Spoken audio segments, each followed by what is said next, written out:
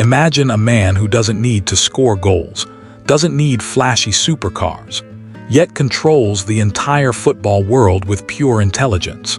Pep Guardiola isn't just the greatest manager of the modern era. He's a silent manipulator of the game itself.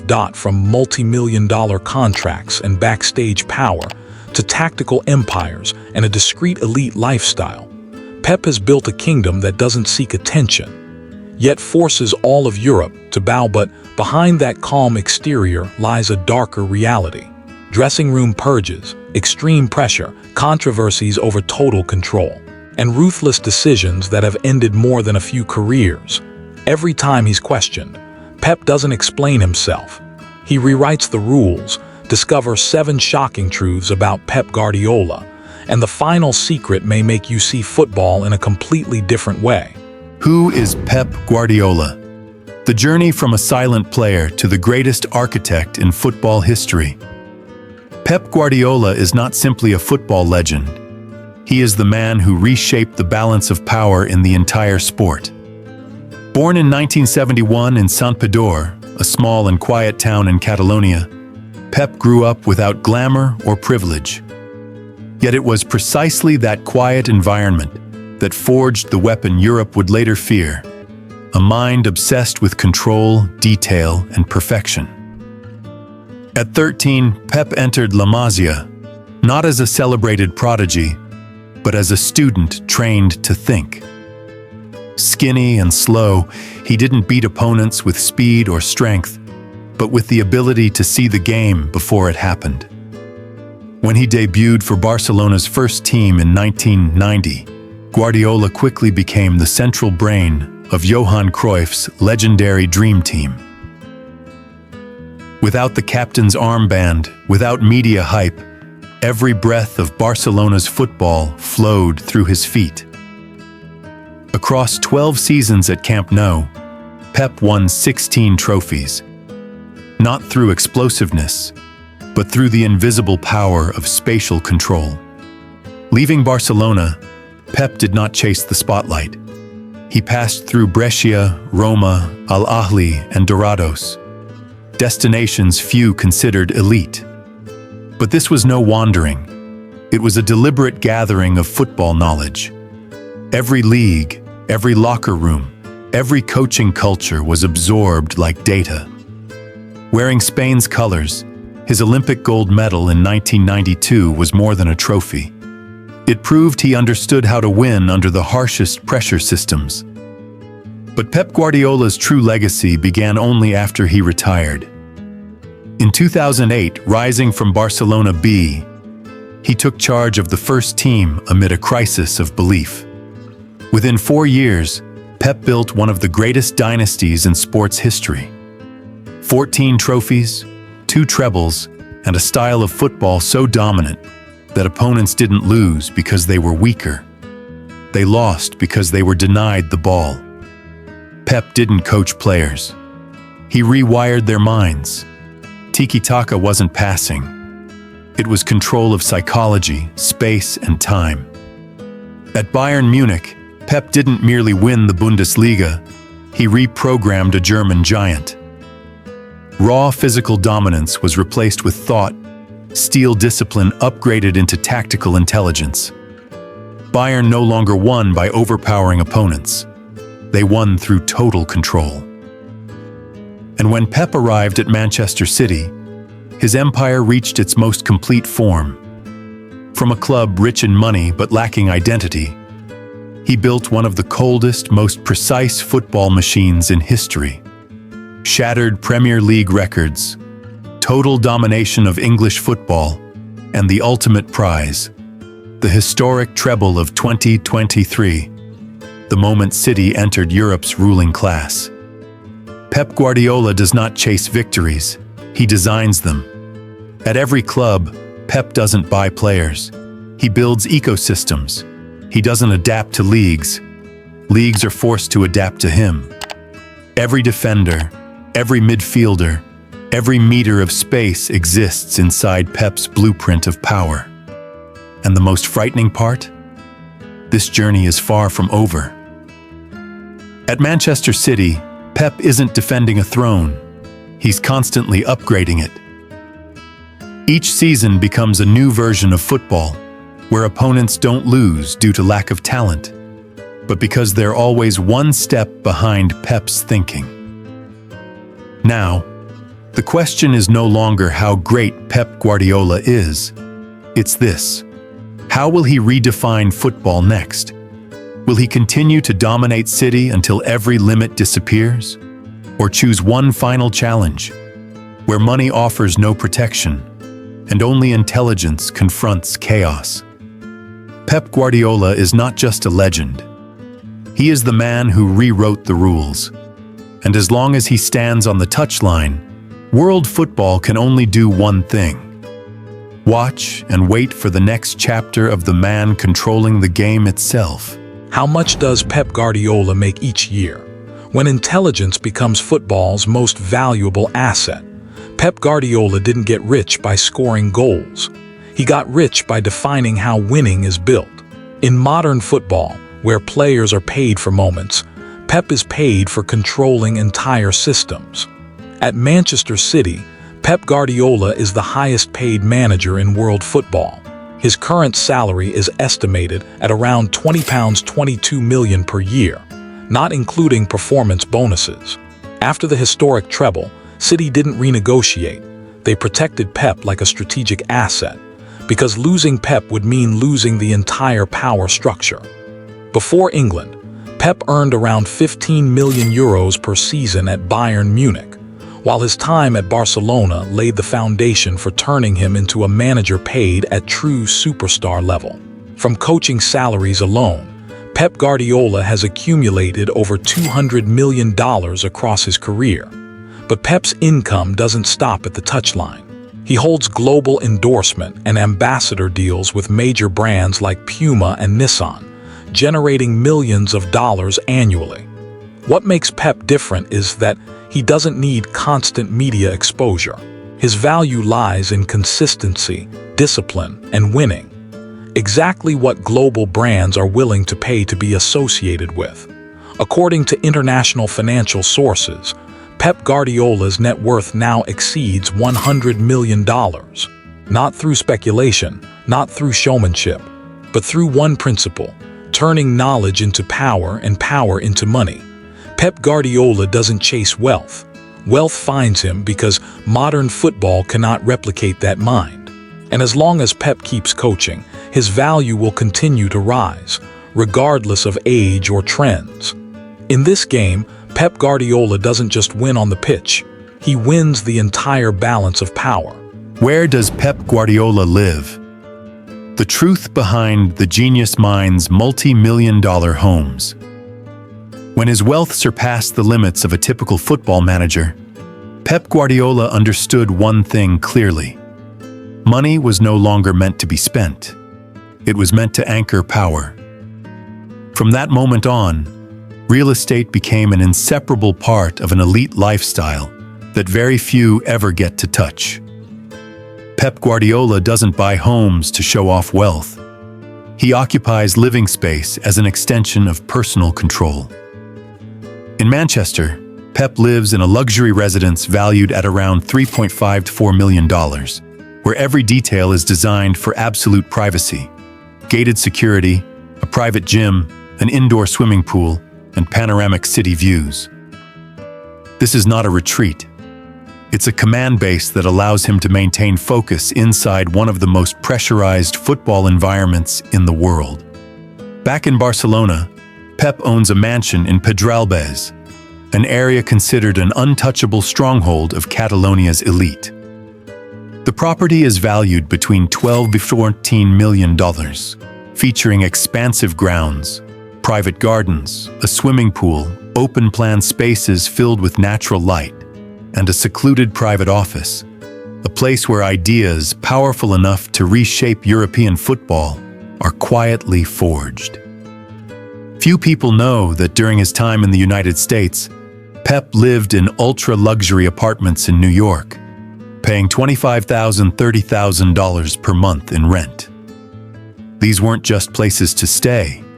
They were environments where he absorbed global thinking, elite operational culture, and the rhythm of people who influence both economic and sporting power at the highest level.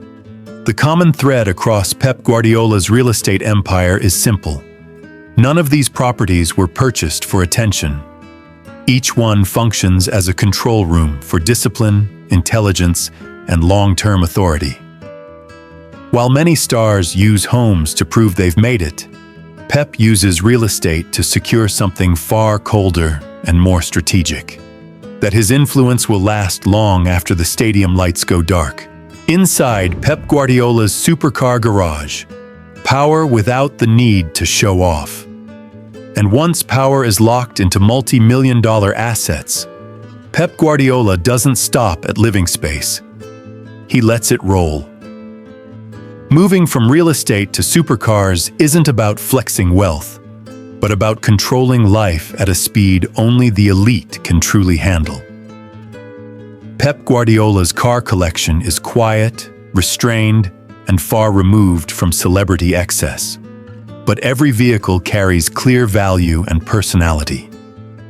The standout is the Bentley Flying Spur, a luxury sedan valued at around $260,000, a symbol of soft power, immense performance, handcrafted interiors, and movement so smooth it leaves almost no trace, perfectly matching a strategist who wins in silence. Alongside it sits the Mercedes-Benz S-Class, priced at around $130,000, a familiar choice among global leaders. No shock value, no noise, just enough to assert the authority of whoever sits behind the wheel. Pep doesn't need speed to impress. He needs absolute stability and space to think. In daily life, Pep has often been spotted driving the Audi S8, a high-performance sedan worth about $120,000, where technology, power, and discretion reach near-perfect balance. He has also owned more everyday vehicles like the Range Rover Sport, or even a Mini Cooper, not because of financial limits, but because Pep always chooses cars based on function, not image. The total value of Pep Guardiola's car collection is estimated to exceed $700,000, but that number has never mattered to him. For Pep, supercars aren't tools to prove success. They're simply extensions of a disciplined lifestyle, where every turn of the wheel serves a single purpose: controlling time, space, and rhythm.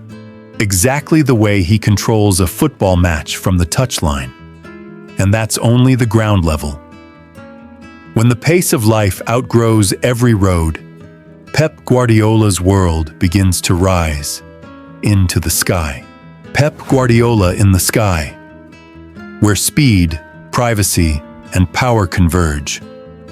Pep Guardiola doesn't own a private jet in the flashy king of the skies sense, but he regularly travels aboard chartered luxury aircraft from the Bombardier Challenger and Gulfstream families, airborne offices valued between $25 million and over $50 million each.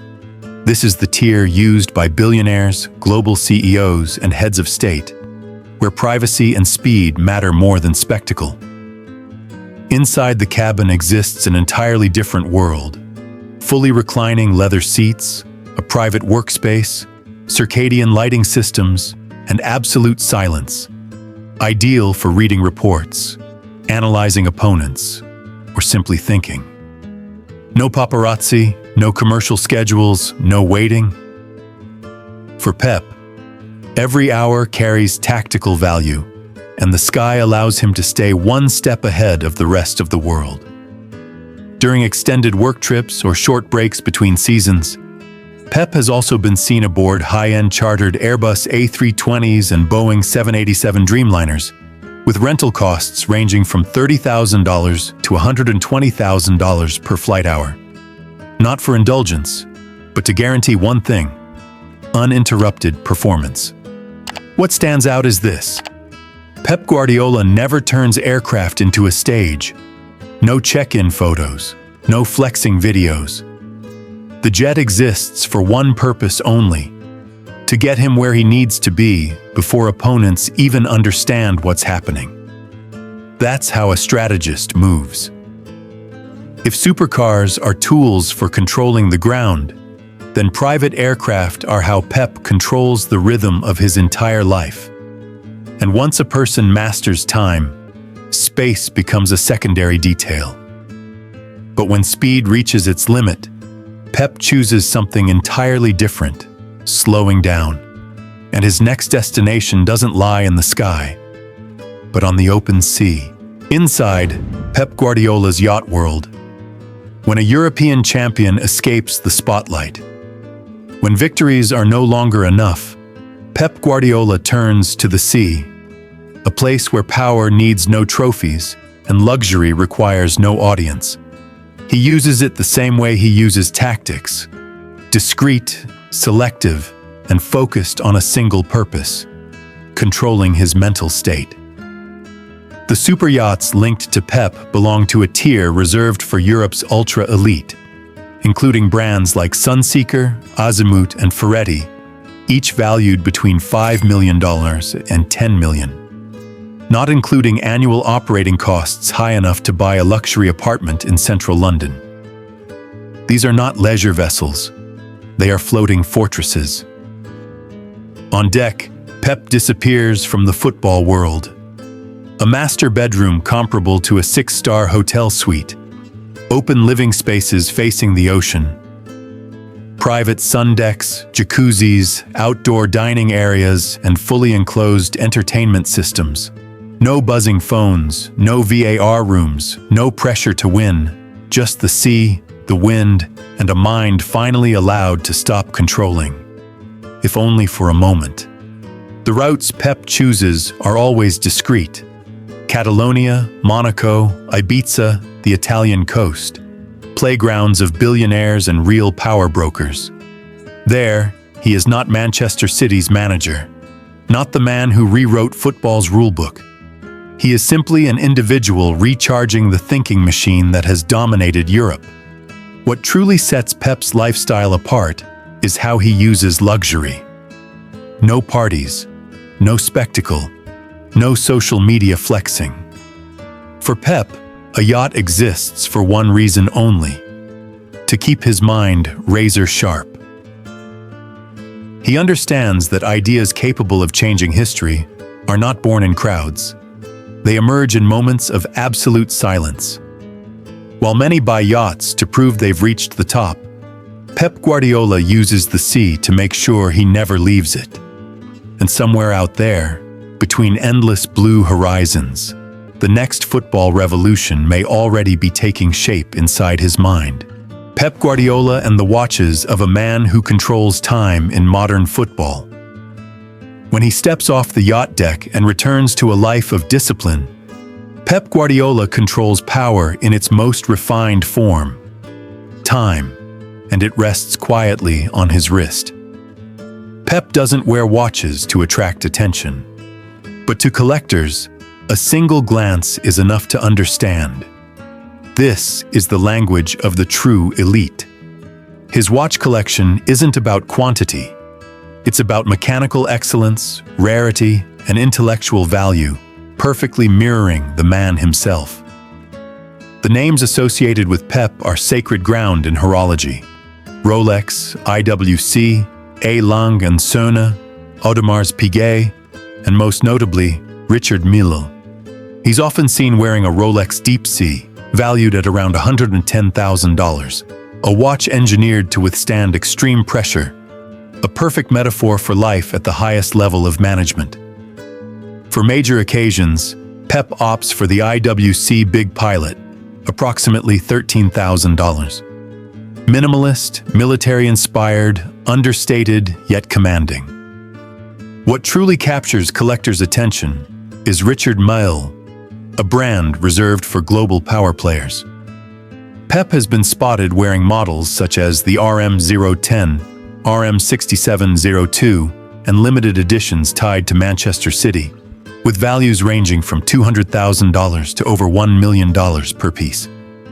These aren't watches for telling time. They are statements. His time is exceptionally valuable. Insiders also point to Pep owning an A. Lange and Söhne datograph in white gold, valued between $120,000 and $150,000. Widely regarded as the pinnacle of German watchmaking, where precision borders on perfection. No flash, no diamonds. Just pure mechanics, unmistakably Guardiola. The total value of Pep Guardiola's watch collection is estimated to exceed $2.3 million, but the number itself is irrelevant. What matters is how he uses them, as reminders of discipline, rhythm, and responsibility. Every watch on Pep's wrist reflects a consistent philosophy, controlling everything from space on the pitch to every second that passes off it. In a world where many stars let time carry them away, Pep Guardiola chooses to own time. And when a man controls that, he doesn't just win matches, he controls the entire game. Pep Guardiola's life and career have never been defined solely by trophies. From a player who ruled the game with intelligence to the most powerful architect of modern football, Pep has always forced the world to adapt to his way of thinking. As long as he remains on the touchline at Manchester City, the question is no longer how great Pep has been, but how many more times he will redefine football itself. Will Pep continue upgrading the City empire until every limit is erased? Or will he choose one final challenge, testing his genius in a completely new environment? Where do you think Pep Guardiola's next chapter will lead? Share your thoughts in the comments. Don't forget to like and subscribe so you don't miss more stories filled with power, tactics, and elite lifestyle from the greatest icons in football history. Thank you for watching.